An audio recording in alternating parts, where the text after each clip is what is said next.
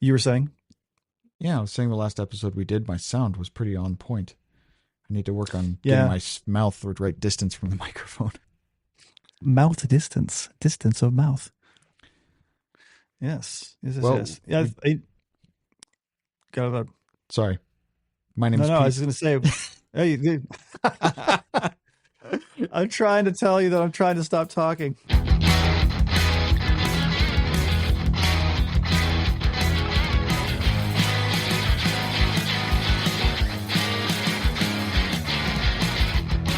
I got it. Yeah.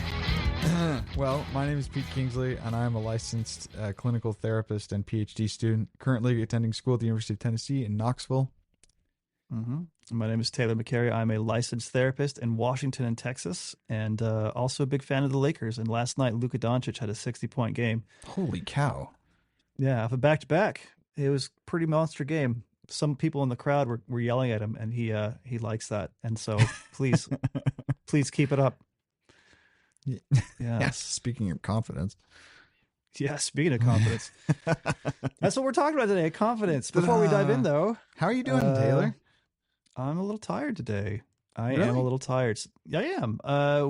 So today, this is the last day of spring break for us, and there is a park called the Hope Outdoor Gallery, which is a spray paint park. And they have a lot of walls, and there are walls that have been professionally curated, and there are walls where they say, please have some spray paint and go to town. And so we went and we spray painted a bunch of walls. The kids had a good time, and it was a lot of fun, but it's kind of hot. It was like 85, 90 degrees Holy cow. out there, and got a little baked, just a little tiny baked.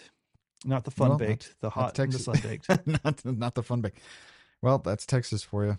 85 degrees in the end of March. Holy cow. I just checked the last place I lived, which is in northern North Dakota, and it was a high of 1 degree and a low of -12. Oh my gosh. Yeah, when here in Tennessee, it was like the high of, today we got the high of 75, like a low of 50 degrees. Dude, I miss normal weather. Yeah, in Alaska, where I grew up, it was, people would be like, oh my gosh, it's so cold, and how do you deal with that? You must be Eskimos. And I'd say, well, you're in Texas and California. You go inside where it's air conditioned, or you wear shorts, but whatever. Same thing when it's cold. When it's cold, we go inside and start a fire, or whatever. Anyway, normal weather. My dad said he prefers cold weather because you can always bundle up, but in hot weather you can only get so naked. But on the bright side, don't feel once you get so confident in naked it. with the proper company, I've had experience with things are we're talking okay. about confidence, and what's the difference between confidence and being delusional? Like, how do you know that you should be confident, or what is confidence versus like being actually psychotic and thinking that you're really awesome at something when you're actually not, and you have no friends. I'm very curious. Well, I'm a supremely confident person, for better and for worse. I know what I can do, and so I don't try and pretend I can't do it. I'm curious if you consider yourself a confident person. Confident person. I guess it's always it depends, isn't it? It's always the social work answer is it depends. In general, I think that I hope I'm not. I'm sure that other people would say that I am. You hope you're not confident? No, I hope that I am confident. I hope I hope I'm not overconfident. I hope I'm appropriately confident. But I don't remember ever saying, I probably have said it, but to say, no, I'm really good at this. You should listen to me. Something like this. Or like, this is my profession. I'm really good at it. Because I always have this nagging knowledge in the back of my head that I changed careers halfway through. And so it's like, there are people who've been doing this for 20 years. How can I say I'm an expert in anything? So I have some bad news for you. What do you think this podcast is? Oh my gosh, you can cut that part. But no. I am knowledgeable to the extent that I've been trained and I've had exposure to these things that we're talking about. But when it comes to sitting in a courtroom as an expert witness, man, I don't know. I attended a conference today, most of my day was taken up with a social work conference, and one of the speakers was a expert witness. And you go and sign up in the courtroom. There's like a website, and you put your name in as an expert witness. And people do that after so many years, and they get paid to come in as an expert witness. Hmm. I haven't looked into it because I thought as she was talking, I could never do that. I don't want the defense lawyer to stand up and start ripping my profession apart because I do that myself. Huh. Well, now I'm curious. Do you think that confidence is bad, or is too close to bad to be something we should hold on to? Oh, is confidence bad?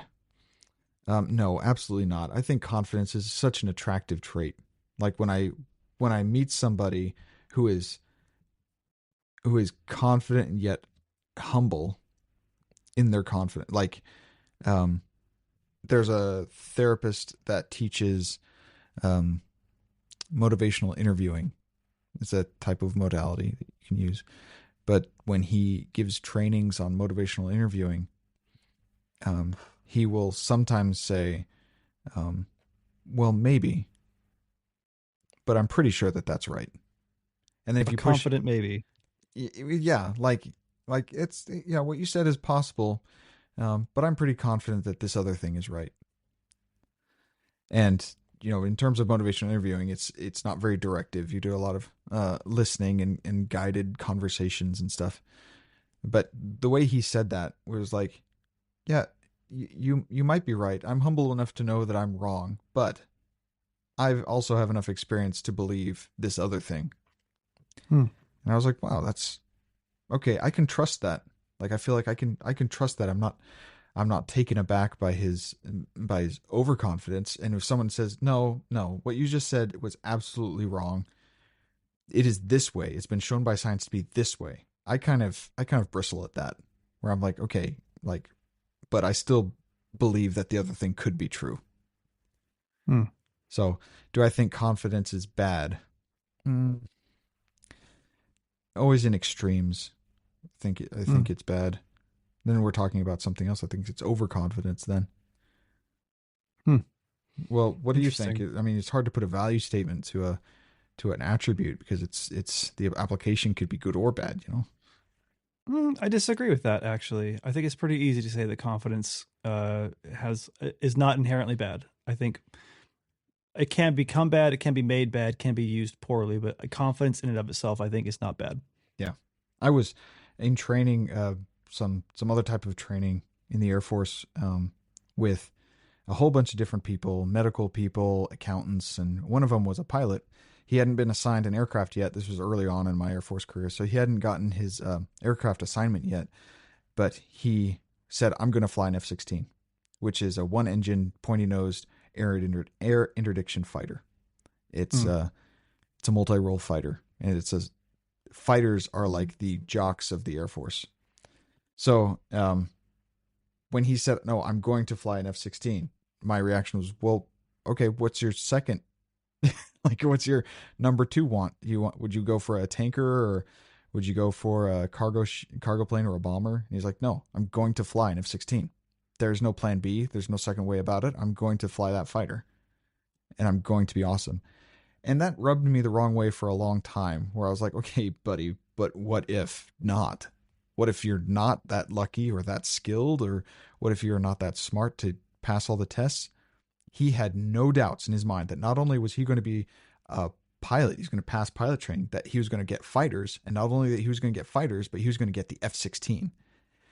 And at the after a while, I realized that people in that role, whether it's a brain surgeon or a fighter pilot, or whatever, at that peak of ability, I want someone who is so confident he doesn't see failure. Somebody who comes in, a brain surgeon who says, "I am so good at this, you are in great hands. I'm the best brain surgeon in the world." Even though he's not. So, so to say something like that and to feel that confident would make me feel better. So maybe we Hmm. need people. We need people who are overconfident in certain roles. It's Maybe. interesting. It's weird. Is like, I think Pete and I have very different experiences with confidence and its application in the world. it was interesting to me is I hear someone come in and say, "I'm the best brain surgeon in the world. You're in good hands." I go, I think I want a different brain surgeon because, like, if you're the best brain surgeon in the world, that means that on some level you're like, I don't need to pay attention to the details because I'm the best. I got this. I'll figure it Mm, out. I'd rather have somebody who's a little aware that they could still make some mistakes and screw things up. hmm That goes Not that I into want them to. yeah, maybe you need some. I mean, I would want somebody in certain roles to be confident, but maybe this kid who was doing the F-16 thing was a bit overconfident to the point of being unrealistic. Well, I think the problem with his confidence is it wasn't based in any kind of reality. He had no way of knowing, right? Yeah, If you're a yeah. brain surgeon, you know you are a brain surgeon. And it's not like you're saying someday I'm going to be the best brain surgeon in the world and nobody can tell me otherwise. This is if you have experience with it, right? But it'd be like if I was like, I'm going to be a world famous painter. I'm the best painter in the world. No, you're not. Mm, You've I never see. painted anything in your life. How can you say you're the best in the world? Now, if it was based on something like this brain surgeon had been to medical school and aced every single test, and he had never made a mistake up to that point, all of his patients had successfully recovered from brain surgery, he may not explain all that to you. He would just say, I'm the best in the world. And you would still not trust him. Yeah, I wouldn't. Yeah, if because I mean, how could you really know? It's not like they have like a brain surgeon Olympics, and he's like, I won the gold medal in brain Well, surgery. Like if now you're bringing an interesting point. Is it based on comparison? I mean, are you confident because you are better because you won the whatever Olympics, or are you confident well, because you're the best at you? I am a confident musician, and this is rather timely. I've got a song stuck in my head. I've been working on a song. I've sent Pete every iteration of this song, It's a good song. Yeah. and thank you. From the beginning, I was confident it was a good song. The version that Pete heard first and the version that he heard last night when I sent him the final main demo of it were very different to you, right? Yeah. But I heard that version the whole time. Like I knew here's where the drums are going to be, the bass is going to be doing this. The only thing I didn't know for sure was the lead guitar part, but even that I was like I roughly know what I want it to feel like. I was very confident in that, So and that so you're confidence has come. so Go it ahead. is comparison. You're saying you're comparing what you have with what you with the future you. But Maybe, it but is I also am comparison. comparing like, yeah, my confidence comes through comparison in that I know comparing what I have now with what I have done in the past, I know I can get to what I've done in the past. I think I can confidently say I'm probably a better guitar player than 9 people out of 10 Okay. in the world. So if well, Right. yeah. I mean, Oh, I just said better than right. me. You hate when people say I right. yeah, I hate the assumed agreement with everything someone says. I'm like, yeah, right. I don't know. Yeah. Well, I feel confident that I'm one of the best guitar players in the world and this is a very, very, very important if we include literally every person in the world who can play guitar at all. I am better than a vast majority of them. Would I consider myself to be one of the best guitarists in the world when you just narrow it down to people who are really, really good at the guitar? No, I not see. even close. But for the average person, I'm better than the average person by quite a bit. Is that what gives you your confidence? That's part of it. I know how to make it do what I want it to do, and that's through experience. My confidence is born of being in front of people, sharing songs with people, working Okay. songs over. But that's And not certainly when I started writing, it didn't happen that way. but that's not then watching someone else struggle with the guitar that makes you feel confident. You're saying I can do what I want it to do. That's you sitting alone in a room. Yeah, and I think that if I think that me being good at guitar has to include like an understanding of what good at guitar means, especially in comparison to what's bad at guitar. It's Okay. always it exists within a milieu of humanity and experience. And also art like that is subjective. It's hard to quantify. So to say you're confident you're a good guitar player, I think someone who just picked up the guitar could say that, and everyone else is like, no, you suck. Yeah, Not saying that Taylor which does. Taylor's a very no, good no, guitar player. no. Because I'm so tired. I'm part of my filter is slightly off today. You may have noticed, Pete. He swore at me twice during Green Room before this episode. I swore in your presence. I was not swearing at you. I was not calling you swear words. I was using swear words to elucidate, Yeah, yeah. He's expressing his illuminate emotions points. with swears. Yes. Expressing, I would say I was expressing my opinion about emotions. Anyway. Yeah. Well, Neither here nor there. let me then talk about a little bit what we've hit on a couple of times, which is overconfidence. And there's this journal, Psychological Review, is a great journal. I've during my research as a PhD student, I've run into this journal several times. I think it's a great journal. In 2008, two authors wrote an article called "The Trouble with Overconfidence," and they defined it with three things. First, overestimation of one's actual performance. Two, overplacement of one's performance relative to others. There's that comparison. And three, excessive precision in one's beliefs, which I thought was pretty interesting. And that probably means I'm not only going to get a pilot slot, I'm going to get a fighter pilot slot, and I'm going to get the F-16 fighter pilot slot. That is excessive precision in one's beliefs. Sure. Yep. Another effect of overconfidence is that people, this is again from the 2008 article, on difficult tasks, people overestimate their actual performances. And on easy tasks, people underestimate their actual performances. That's individually. So whenever you do something really hard, I'm guessing they do it hard, and so they're really proud of it. So they say, wow, I did a bang-up job. I did a great job at this. That's individually. But when they compare themselves to others on difficult tasks, they say, well, a lot of other people could probably do a lot better. They believe that they are worse than others on difficult tasks. So they're actually overestimating themselves, but also overestimating everyone else as well. And what I'm hearing you say then is that I'm overly confident in my musical abilities because I am too precise. Hey, you take this application for what it's worth, listeners and Taylor. Cry myself to sleep tonight. Yeah, on difficult. I don't know. Maybe the guitar doesn't count as a difficult task. How would I know? On easy tasks, for me, it's not. Underestimate themselves. Yeah.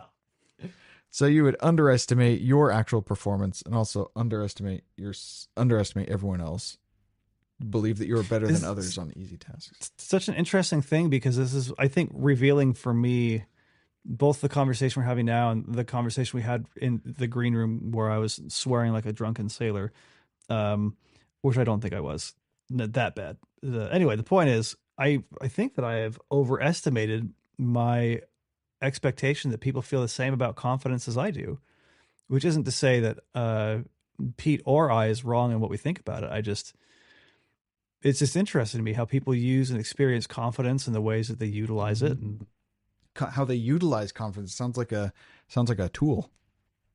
It is. I think it is. Absolutely. Like to walk into a room confidently and say, I can do a thing.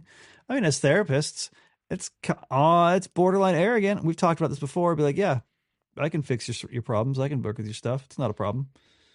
Yeah, that is true. And I was guilty of that quite a bit when I opened my private practice. And you're trying to make money as a therapist, so you can say, "Oh, I work with adults and couples." No, like someone should have intervened.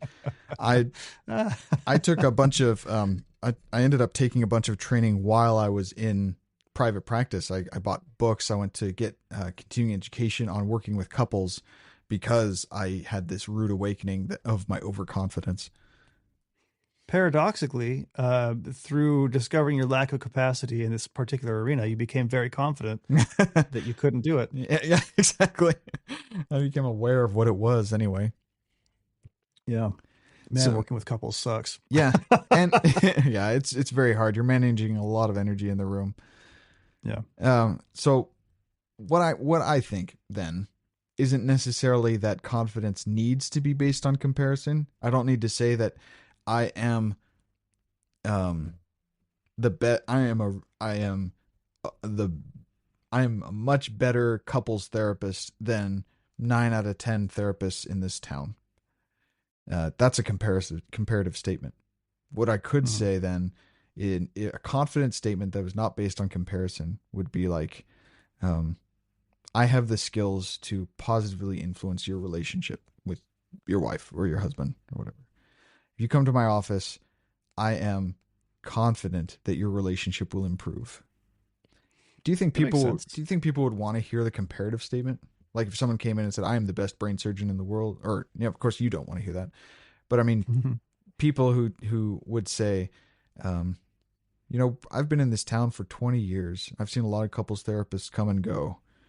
And I'm really happy to say that I've outlasted them. And I think I'm better than probably 70% of them or something. I'm better than 90% of them that came and went. That's a comparative statement. And I think me as a client listening to them give a comparative statement, I would have feelings about that. I think for me, it would depend on what exactly it is they're comparing. Are they comparing their capacity to do the job or their value as a human being? Like if they're saying I'm better than them because I can do this, I have a big problem with that. That's overconfidence. If they're saying I'm very good at my job and have outlasted several other professionals in the city, great. I'm down with that. Because that's not you saying that you have more value than them. You're just saying this thing that I'm doing, I'm objectively better at than the average bear. Than the average. Mm, that would be. I don't know. In my mind, I'm thinking about the Olympics, like somebody Mm-hmm. who the Olympians in this last Olympics. Anyway, I was very happy with how humble the athletes were after just showing their world class athleticism. Like the American hockey team won, and they were videoing this guy who had lost his teeth. He's bleeding out of his mouth, and he's talking about, how great other things are and not himself. Mm. And I was kind of like, man, here's like you have this moment with the camera on you. You just won the Olympics. You're a member of a team. Your teeth are busted out for heaven's sake. And what are you going to talk about? You talk about everyone else. You didn't talk about like the effort that you put in and the long hours and your family sacrifice or whatever you could have talked about in terms of like you. You talked about other people. You talked about the outside. If he had talked about that, would that have bothered you? No, that's why that was why it was surprising, because you could Mm. make a case for talking about yourself. Like this is your Yeah. time. This is like the pinnacle of your athletic career, and I kind of expect you as an athlete to bask in it a little bit. To So if you don't bathe in the adoration. bathe in the adoration, so in whatever you Mm. do, you have a success. I think that's what makes the well. I was going to say humility, but I'm not quite sure that humility and confidence are opposites. I fully agree with that. Actually, it's funny you say that. I've the whole time been thinking that we need to include a conversation around confidence and humility because I don't think they're different. I mean, Mm. I even wrote in the notes, right? I think confidence is applied humility. Like I know the truth of the matter is I can do this. And we're talking about healthy confidence. And, we can and probably should delineate between overconfidence, which is to say unrealistic confidence, confidence is not Overestimation, based. Yeah, overplacement. Yeah. like that's a problem. But I do think that humility, uh, and just as a general thing, applied humility is like I'm very confident that I can do this. I'm not confident that I have more value than another person, but I'm confident I can do this thing. Like you and me, Pete, we have very different Mm-hmm. approaches to the world and to life. I'm confident that if I were living your life, I could navigate it just fine. Just as I'm confident that you would navigate my life just fine, right? But it would still be different. And I think the differences would be found in what we know we can do and what we bring to the table. And I think we both not do certain parts of each other's lives very well either. For example, I could never join the military. You Uh, close your eyes and shake your head like that. Looks like you just ate a lemon. I mean, I was telling Pete in the green room that like I literally last night had a nightmare that I joined the Marines. And this isn't because I think the Marines are garbage. The idea of me as a Marine, I am confident is a bad idea. A Yeah. very, very bad idea. So overconfidence is kind of it's a tautology, like it's compared to itself. How can you A find out? tautology is a circular argument. Yes. So to say you're overconfident, we've been talking about how to define confidence. You can't define confidence by not overconfidence. That would be a circular argument because you have to define both now. So how Sure. do you know when you're being overconfident? Initially, when I was doing some research on confidence, one of the articles was really interesting from 2016, Overconfidence in Psychosis, the Foundation of Delusion Conviction. And there's this play between being confident and being delusional. And he studied people with schizophrenia who are really overconfident when they are wrong, and they're underconfident when they're right. When they say things Mm. accurately, they're really underconfident. Not saying that somebody who feels that way has schizophrenia. You know, you need an Mm-hmm. official I don't know, diagnosis. Pete. We are everything. Yeah, this is going to be turned into a YouTube short. How if you are overconfident about things that are wrong, you have schizophrenia. There. That's the clip right there. Yeah. Is you saying that TikTok if you're therapist. overconfident, you are. That's right. Yeah, Nailed overconfident it. when you're wrong, you have schizophrenia, and you're underconfident when you're right. Mm-hmm. Yeah, but that's there's this play between being overconfident and being delusional, and I think it comes with the persistence of your confidence, even sometimes in the face of completely contradicting evidence. Mm-hmm. Overestimation of one's performance. Maybe that's the precision in one's beliefs. I would say the not the perpetuation, but the perseveration of your beliefs. I mean, Mm-hmm. you hold on to it so hard. And it's not confidence as in a belief system. I think sometimes you need your belief system to be strong, even when everyone around you is saying that it's wrong. I'm talking about confidence in your abilities to do something, or your belief Mm-hmm. about your belief about your abilities, your actual abilities. I'm a pretty decent juggler. Could I entertain people for 30 minutes on a stage with just my juggling? I'm probably 60% confident that I could. Really? You and I didn't know you could juggle, period, but like that's a pretty bold statement. I'm 60% confident I can do juggling for 30 minutes and have it be entertaining. Yeah, exactly. Do a set about juggling for 30 minutes. Um it would be a stretch, but I know that if I tried and I could fail, I could last 10 minutes. Mm-hmm. Would that impact my confidence? I know, because I said I was 60%.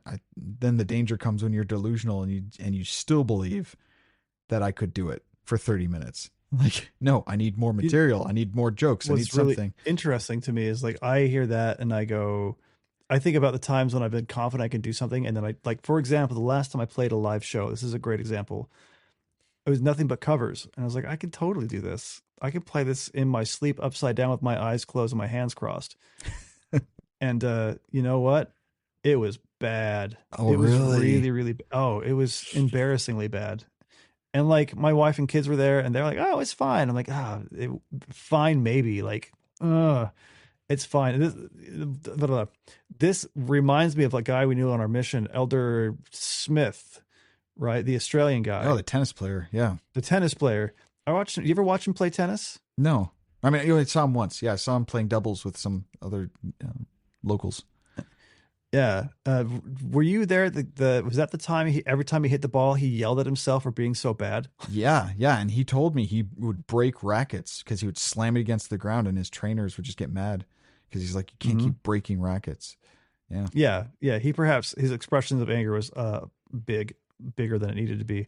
But what I'm talking about though is this confidence, like I can do this, and then you don't, and then you get mad because like, no, I wasn't wrong. I can do this. Oh, I didn't live yeah. up to my capacity. That kills me. That show Hmm. kind of haunts me because like it was there's no reason that it should have gone poorly. Every single person on stage kind of dropped the ball, to be fair, but I am included in that. I dropped the ball. Well, that sounds like what in social work we call moral injury. So it's you have this morality, meaning like your belief system, not Mhm. like you did something immoral, but like you have Yeah. these morals. So you have these beliefs, and the injury is like a self betrayal, Mhm. and that's why it hurts. Is you have moral injury, and taken to the extreme, it can lead to like trauma or like shattered beliefs about the world and assumptions or whatever. But just a moral Mhm. injury is kind of like this did not end up the way that I knew I could. Like this is my fault, or this negatively impacts my beliefs about myself or the world or something like that. It injures my morality. Mhm. It sounds like when you get really angry because you messed up something, that's a moral injury. Sure. I can see that. It doesn't shake the confidence though. So is that too much Oh, it confidence? Am doesn't I shake the overly confidence. confident? Overconfidence. It doesn't shake the confidence. Well, I mean, like again, like I'm still supremely confident. Like if I could go back in time, I would do some things differently. But I'm like, I know I can play those songs. No, I maybe know for a fact I can. that's what leads to the moral injury is because your morality includes that confidence. So Hmm. it's challenged and it's kind of like a how dare you and you push back against the injury, but your morality is still there. You got a bruise, but it's not broken. Yeah. That kind of thing. So um and I got to say, I have to put a caveat on this. Overconfidence in anything is not a case for delusion. You I be thought we already established it was schizophrenia.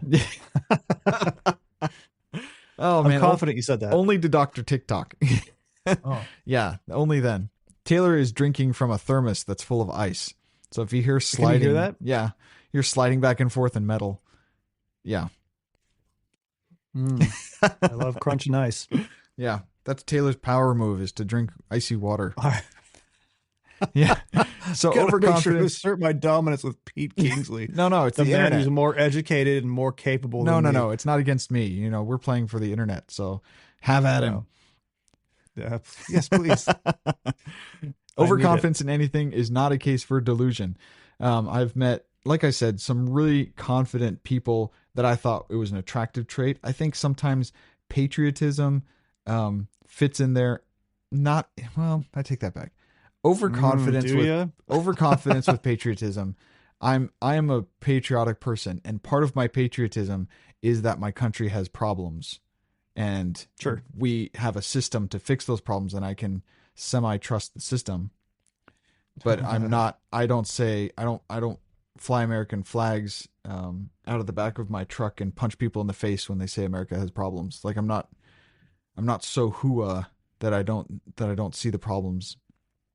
But Mm, also I am confident that America's system was designed to fix those problems, and it can if we exert our power. Like I have power to influence the mm. system, which some people disagree with. But in any case, that's my confidence is. If someone was overconfidently patriotic, I think that that is not an attractive trait. Um, Yeah. but it doesn't mean that How do they're we? delusional. I don't think that they're actually. Where would you say that line is, though? Because I think some people are a little delusional, and patriotism is an example we could use, where people are like, "Well, America is infallible. America will always come out on top. America Mm. this, America that." I'm like, oh, I don't know. What's happening in Iran right now might disagree with that statement, perhaps just a little bit. So where is the line between delusion? This kind of plays into that common saying people have that like insanity is trying the same thing over and over and hoping for a different result. Expecting, not just hoping, but expecting. Because, like, Expecting, yes, yeah. you could say the counterpoint to that would be if I'm trying to learn how to pole vault, I'm doing the same thing over and over again, expecting that eventually it's going to click and I'm going to go. And it doesn't happen over and over again. And at a certain point, somebody's going to be like, okay, we need to stop and like talk about your form. And you're like, no, I'm Yeah. going to get this. I'm going to got it. And you don't because you're using the wrong pole. And your pole is too Yeah. short. You're not going to get Yeah. that pole vault. And you're like, no, I'll get it. And you're like, no, you really won't because that pole is too short. Yeah. It's the Peter of poles. So it's just a little short joke. Peter, Pole, and Mary. Hey, Hey. I took your dad joke and turned it back on you. Oh, that was good. Yeah, we just we had done an episode about religious trauma, and I had gotten into a discussion about faith versus knowledge with somebody, and I had said something like, "You can't have faith without doubt, without recognizing some possibility that you might be wrong, and you just choose to believe because of the evidence that you have in your life." Mm. And he said, "No, you can have faith and knowledge. Knowledge can be faith, and you don't have to doubt to have faith." And so he and I went back on that, and Did you slap him? yeah, and then I punched Shut him up. in the face, and yeah, talking about application of doctrine. You are wrong. No, you can. Anyway, we disagreed on that, but I considered that to be overconfidence, and I think being confident in your religion or your value system or your belief structure is faith, and that's confidence. And to say that I'm confident that if I follow my belief system, I will be happier, probably. you know, and I'm not willing to try. I'm not willing to try another way of living because I'm pretty sure that this way that I've stuck with for so long is doing me just fine. I'm confident that I can live a very happy life with my belief system. I have faith, but I also there's also a possibility that drinking every weekend and sleeping around might also make me happy, but I doubt I highly it. doubt that Yeah, too. I doubt it. I talked to too many people. I know Hmm. somebody, not personally, but I've heard of it. Well, here's an interesting question then. Is it truly confidence if you don't know what it would take for you to be disproven of your confidence? If I didn't know what it would take, Yeah, like I'm confident that I am a good guitar player, that I'm better than most people. mhm. But like I would be open to the idea if someone did an actual empirical study and gave me numbers and said, actually, you're about the 50th percentile. I'd be like, oh, that is genuinely surprising. But I guess if that's what the numbers show, then that's what the numbers show. Would that number come to your head as you're in the middle of playing a gig and you're like, actually, I'm only at 50%? Then you'd be more likely to miss up stuff. That's an interesting thought. Maybe. I don't know. I am supremely confident I'm better than at least 50%. I'm in the See, top half. we need people like Easy. that. You need fighter pilots and guitar players and brain surgeons who just believe they're at the top 90%. Because if you are on the stage and you are like, I am bad A, then you're going to rip like Frank Zappa. But if you're just like, okay, I guess I'm 50%, then you're going to turn Well, into a rhythm guitar. No, there's no a offense, George Harrison. yeah, rhythm. Well, was he rhythm? I would say Or George was is he? lead. Sorry. That's an interesting. Anyway, like I think about Corey, one of the Coreys. He was in the Goonies. He was Mouth. What's his name? Oh, shoot. I don't remember. You know what I'm talking about though. Yeah. I can't believe I forgot his name. I saw a video of him playing guitar, and he was so confident, and it was so bad, objectively, really Yeah. The bad. kid who spoke Spanish in Goonies, the beginning of that one. Yeah, who was telling the poor housemaid all Yeah. these terrible things. Yeah, no, I mean, like he was very confident. He was on stage, and like he looked confident, but it was bad. He was really, really bad.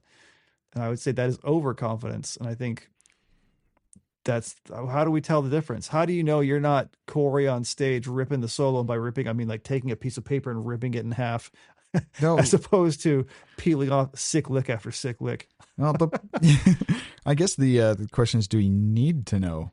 Are you Yes. if you're Ooh. overconfident, you just have a bunch of, I mean, do you have people around you who are saying that you're better than ever? I mean, maybe you're living, this is probably it. If you're completely without comparison, you live in your echo chamber by yourself or with people who agree with you, and you have no comparison at all, then you can be confident in you and whatever it is without any comparison. Now, if you are totally living in comparison and compare yourself to other people all the time and you have no self confidence and nothing in that empty room, just you, then you are fragile and you are constantly worried that you're not as good as this guy who's walking down the street. Then maybe it's a balance of the two. Are you okay in your echo chamber of friends, and are you okay with your comparison? Not then one or the other. Well, I think then what it seems like to me then is confidence has to exist within a context.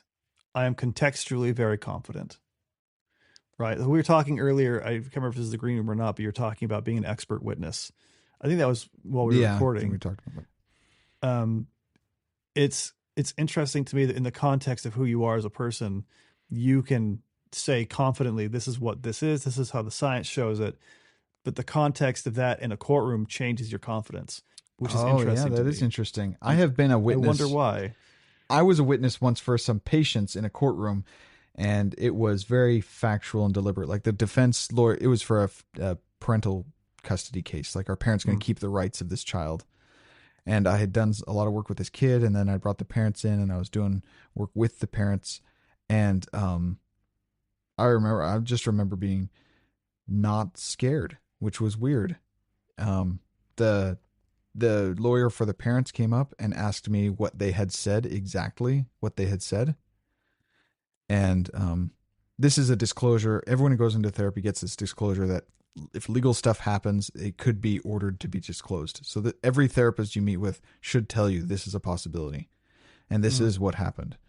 I had to disclose exactly what they said in therapy. And I turned to the judge and I was like, Your Honor, I would do I have to answer that question? And the judge above me in his black robe looked over and he says, Yes, you do. In fact, I order you to. Oh. And I said, Okay, this is what the mom said. And what did the dad say? Dad said this. Okay. And then the defense lawyer or the lawyer for that was what the parents the parental lawyer came up and said. And then the state lawyer didn't have any questions for me because it was pretty bad anyway. It turns out later that the mom had kept parental rights, but the dad did not. They actually Mm. separated them like that. Um, but I think being confident in that context was easier because it was not like my expertise on the line. It was not my license. It wasn't my opinion, my professional opinion. It was like, what exactly did they say in my office on this date? Mm-hmm. And I told him that. Um, Hmm. I think if I was overconfident, I would have just I wouldn't have asked the judge if I had to disclose that. I would have just answered it, or I would have interpreted it. I think overconfidence would have led me to um, act out of context, if that makes sense. Like the context of Mm. like still worrying about my client who's down there, the context of being in the courtroom. My overconfidence would have taken me out of that context, and I would have been living in my own head of who I am, who I think I am. But me turning to the judge and saying, Your Honor, do I have to answer that? And he then had to say yes, and I order you to, alleviated the requirement from me. I really made the distinction that like I don't want to answer this, and it helped me. Sorry, this is going into a story, maybe not so much about confidence, but it's really interesting to me that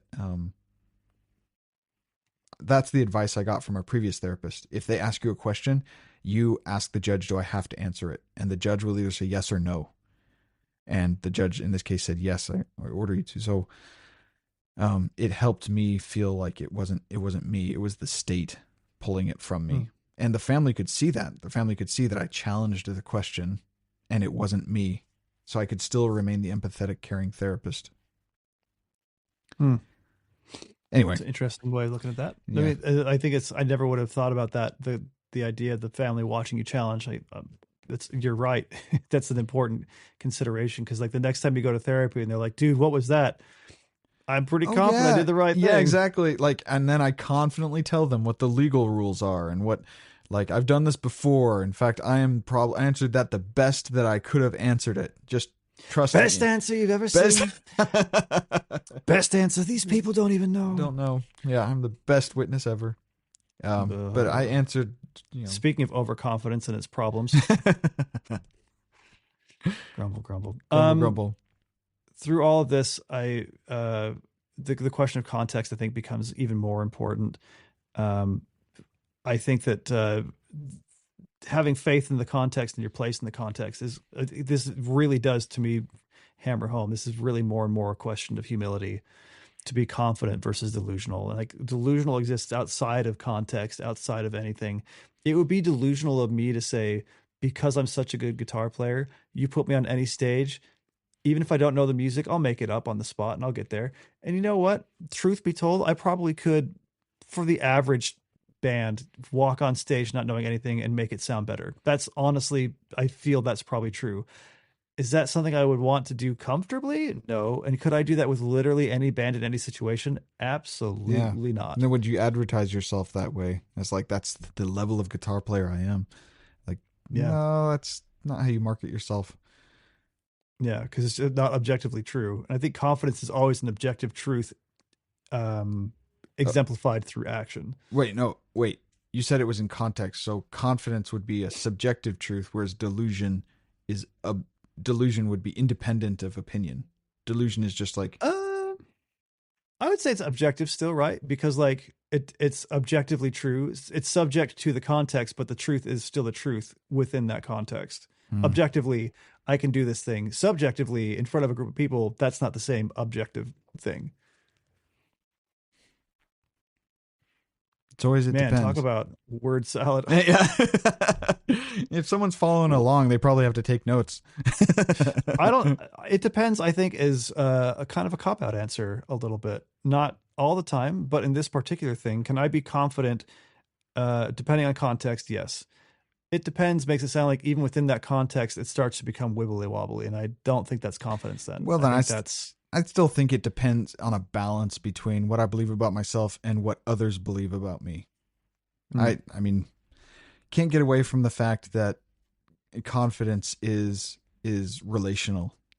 I have to say that I'm confident in my juggling because when I start juggling in a room full of kids, I get a whole bunch of wide eyes and like excited looks, and that makes me feel like I'm I can juggle and entertain people with juggling. It's a silly little skill, and people want to learn how. So I get this feeling of like, wow, I'm a better juggler than like most people that I meet. mm, Yeah. So there's this fun feeling of being relational, of like I'm a good juggler because of what I see in other people, but also mm. when I look at myself, I know I drop balls about once every minute. balls. Drop balls about once a minute, and that's not the best juggler in the world, but it's still fun. No, yeah. It depends. I don't know. That still sits a little sour in my mouth. Well, maybe It then it's not depends. it's not like being the skill of juggling that I'm confident that I can make kids smile. I'm confident that I Sure. could at any point make a kid chuckle, telling a Mm. stupid joke and starting to juggle tennis balls or something. You said balls again.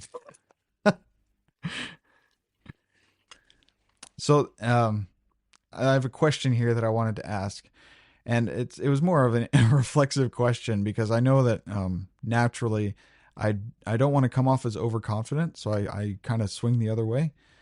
But at a certain point, you have to give yourself permission to be confident, or do you? At a certain point, do you give yourself permission to say, you know, uh, damn the cannons, full speed ahead, that kind of thing? Uh, for it to be confidence, yeah. If we're talking about self confidence, or we're talking about confidence, because I have known a lot of people who are not confident, who I would trust fully to do a certain thing. Right, like my buddy Oh, Sean. We'll just interesting. stay with music. It's really easy. Okay. Sean will be the first to tell you that he is a self taught guitarist. I think one of the most unique. He is the secret sauce to every band he's been in. He is so good at what he does. But he's like, I don't know. I just push buttons, right? And so like the confidence, I think he has a level of confidence. Like, yeah, I can be in a band. I've been in bands before. I'll be in your band. Sure. If Mhm. I like the music, I'll play the music. I don't know if he were to be the one to say and mean, I can make your band sound better. I could say in full confidence, he will make your band sound better. Oh, so self confidence is when you put the I in there. Yeah. And I think it's a gift you give yourself because it is a choice. I Okay. confidently can say, I can make your band sound better. And I believe that about myself. I really do. Okay. Because experientially, it's just been true. Does that make me more valuable of a human being? No. Does it mean that I'm the best guitarist in the world? No. Does it mean I'm the only one that can make your band sound better? Absolutely not. I am confident, though, that I can do that thing for you. Would you express that in that way? I think self confidence is then putting yourself in there. Maybe the I is the inside thought, and the other type of confidence is exuded after you have the inside thought. Maybe when I was 20, at How's the your age of wrist, by the way? 42, it's it's doing a lot better. The back is the big question right now. Um, I have confidence, and I would include myself in those confidence statements. Yes, I can do this. And we were talking, and you got an order for watches, right? Yeah. Would you say to the person who ordered the watches, yes, I can make these watches? Yeah. Yeah. I can make Yeah. I can make those Why? watches. I've done it before, and I know the process, and I can fix mistakes, Mhm. stuff like that. So is that I then not an inside thought because you're telling this, you have told this person, I can do this. Here's the way it's going to turn out. I can't do it as fast as you want it done. Yeah. I can't make this many watches appear magically, but I can do it. Yeah. If you give me these Okay. parameters, I can do it. This is an interesting situation, and I have to explain the situation because it is high stress, and this guy who orders watches from me is more confident about me than I am. So this is an interesting Mm. situation. I have a watch shop, and so I make these watches that I'm actually wearing it right now. I make these watches that are homages to the A11, the watch that was in World War II. And they have hacking functions. They're waterproof. They have a date function, which I really like, and they look like those old World War II watches. So I have them What's in a my hacking shop. function? When you pull out the crown, the seconds stop. So Oh, okay. yeah, so in World War II, they'd stop the time. They synchronize your watches, hack at 12:42. So everyone is Hmm. starting on the same time. So they're all coordinated. Okay. Anyway, um, this guy came to me and said, we're having a reunion of this one military unit and it'll be thousands of people. The first order will probably be around 200 units, 200 watches. Can you make a custom dial for our unit? And I was like, holy cow, that is Hmm. huge. I know Yeah. that I can make this watch. I can make a watch that looks like the way you want it to. um, can I make 200 watches in a time frame that you want me to? I don't know. So I'm at the brink of my confidence here. Now if I was overconfident and I didn't make it, then I would be classified as overconfident. But if I was overconfident and I made the time hack, or I made the timeline, I made them, then I would just be seen as confident And competent. and competent. So is overconfidence based on outcome? Well, that brings up an interesting question that I want to ask you too, then, which is confidence defined by the capacity to do something that is easy for you to do, or is confidence your capacity to do something regardless of how difficult it is? Oh, well, based on this study that I read earlier, I'm more prone to be overconfident after doing something really hard. I'll Hmm. overestimate myself than if I do something easy, even though You'll I'm underestimate. So, according to that, then the science says that you're underestimated because it's super easy, Pete. What are you worried about? yeah, I guess so. The problem is building the watch itself is And easy. this is why science is stupid. Boom.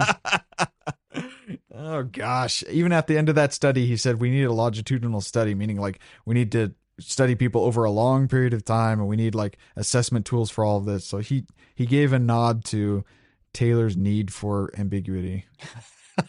I don't need ambiguity. I need nuance. Very ambiguity is like, I don't know. I can't commit one way or another. Nuance is we can commit if.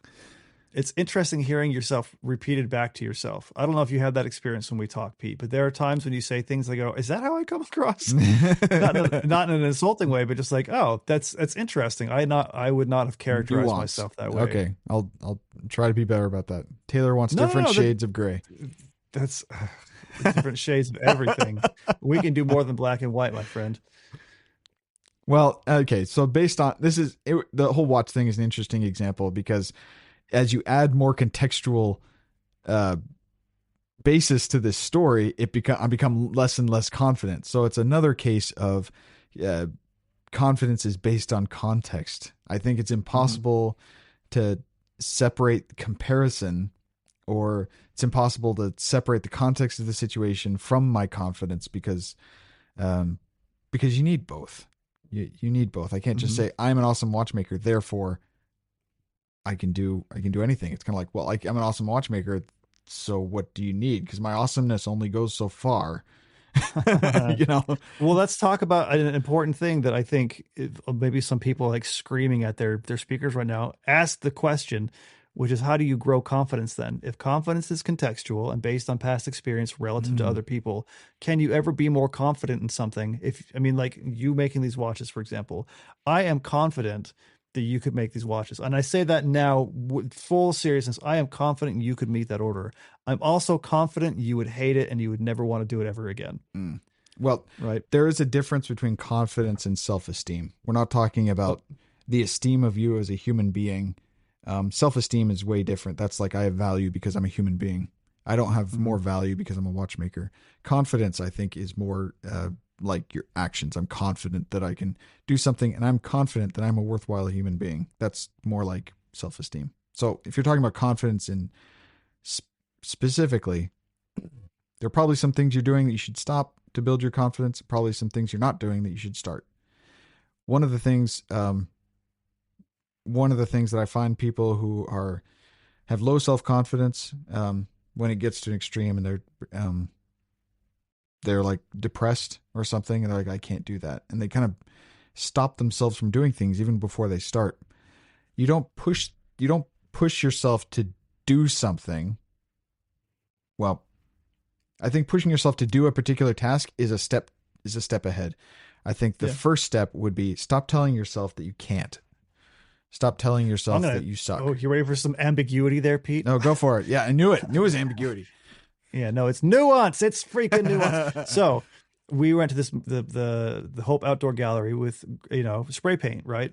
You go, you buy spray paint, and you can spray paint walls. My daughter was like, "How do you use spray paint?" And I showed her how to do it. And my daughter, she likes art. She likes to make stuff. So I was confident that she would make some cool stuff. I think she did. Um, but she had to step to the edge of her confidence and rely on things she knew that she could do to build a new confidence. For example, she knew how to shake a can, which is what you do to mix the paint. So she took it and she shook it. Mm-hmm. She's now confident she can shake a spray paint can.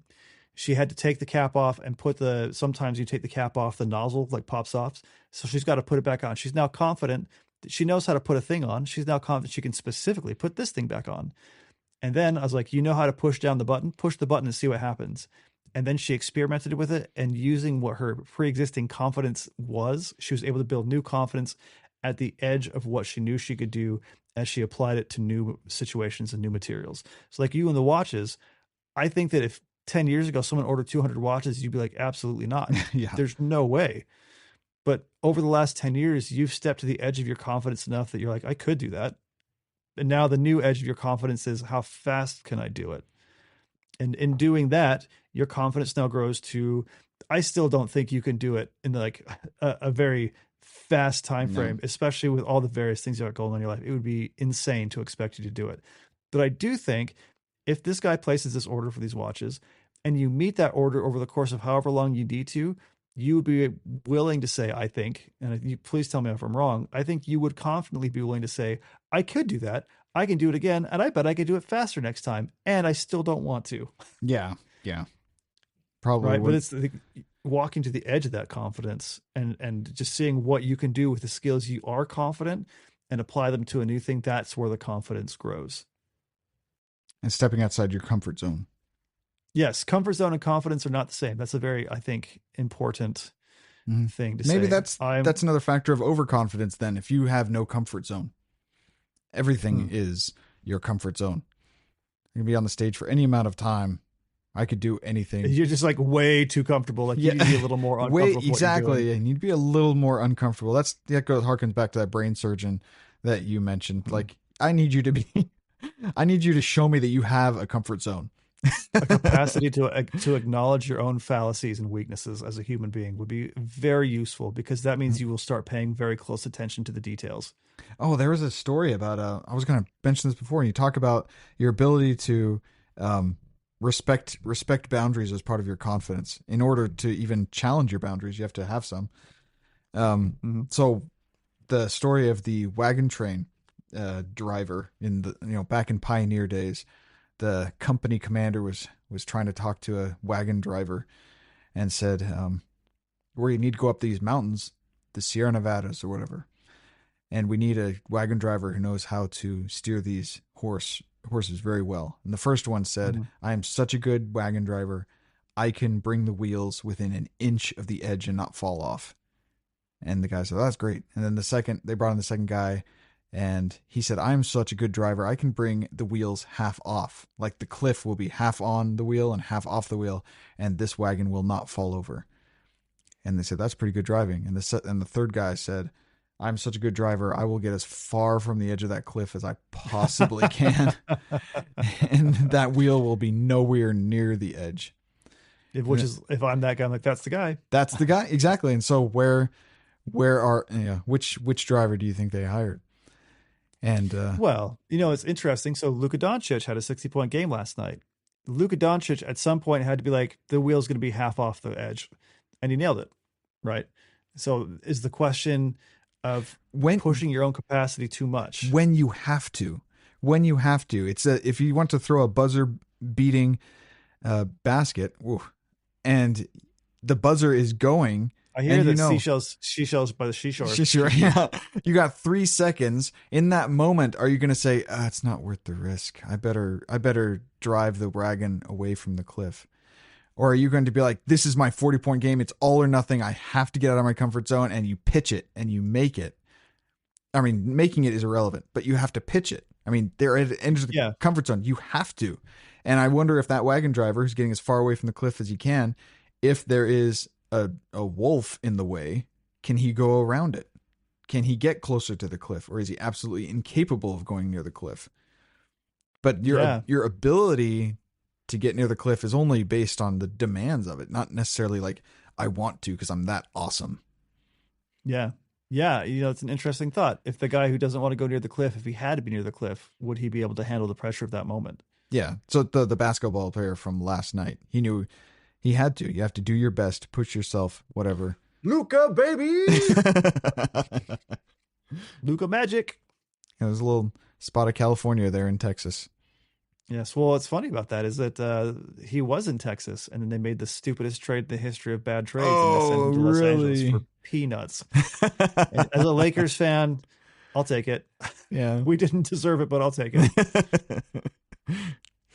Awesome. Well, yeah, went from everywhere. Went from athletics to music to therapy to fighter pilots. Yeah. Yeah. So I think if you're listening to this and you're like, well, great, what does this mean for me? Yeah. I think the question for you is, how do I grow confidence? The answer is, what can you do confidently?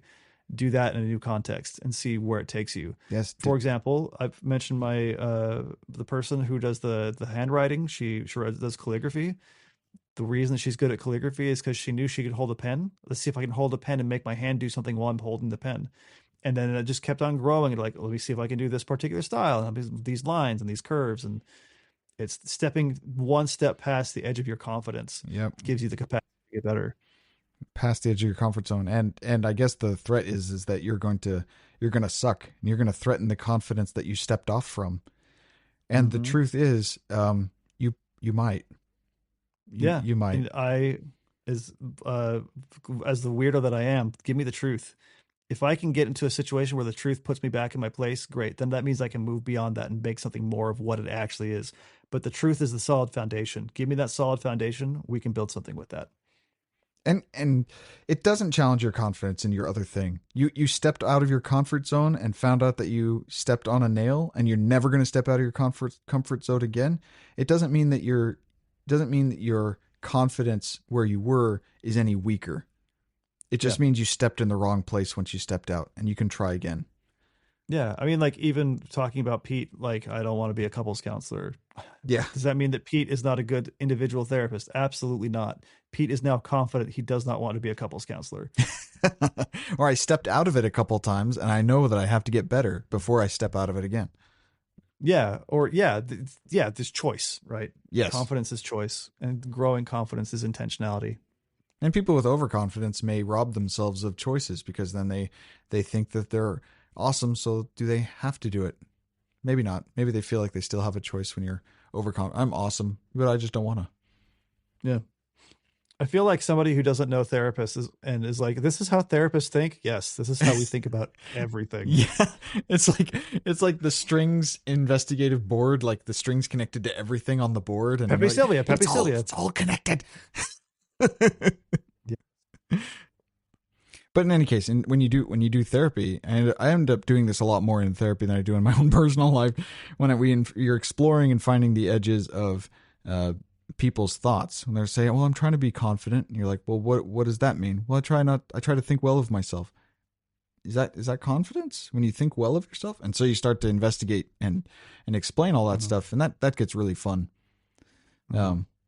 I initially thought that we are going to compare confidence to delusion a lot more in this episode, but it turns out we talk more about confidence versus overconfidence. In Yeah. this, it's a fine line, and I've come away thinking that it is contextual and also personal, based on the individual, and also based how you see yourself surrounded by other things. Mhm. And how to build confidence is you start from your comfort zone and step out of it, and maybe suck or maybe not. You don't Own know. the suck, dude. Embrace it. Embrace the suck. but you just Practice might being not bad at suck. stuff. Yeah. Or you might suck, but find you enjoy sucking, and then eventually you stop sucking. And then you have to find something else to suck at. Yeah, that's true. Before we go, Pete, I just need to tell you, you look just like Walter White. You look like Heisenberg from Breaking Bad with your mustache. Now we got to make a short out of this clip then. I'm sure they'll see Yes. it. This is Mustache Yeah, March, and in the Air Force culture, Mustache March is when we celebrate General Robin Olds and his protest against administration by growing a ridiculous mustache. Google Oh. Robin Olds, and you'll see his epic mustache that started an Air Force cultural phenomenon. Robin Olds? Yep, Robin. American fighter pilot in general. That's a nice mustache. Yeah, see, I told you. It's got like a nice little like twisty, like little points at the end, like snidely whiplash. I'm always glad to put a little bit of Air Force in everyone's day. Yeah. All right. Well, I think we have successfully whatever we did. Yeah. It's always wonderful doing whatever we do with you, Taylor. Yes. All right, Pete. Well, good talking to you. You too. See you later. Love you, man. Bye.